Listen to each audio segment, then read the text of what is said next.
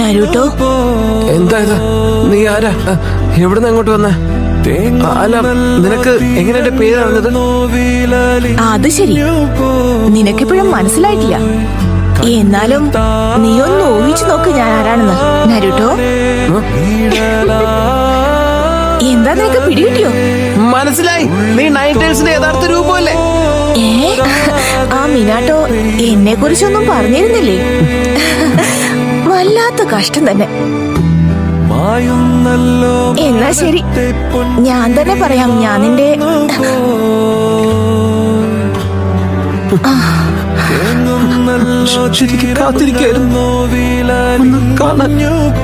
നീ ഇത്ര നേരം എന്താ പറഞ്ഞേ? അമ്മയെ നിനക്ക് ഇപ്പോഴാ മനസ്സിലായതല്ലേ?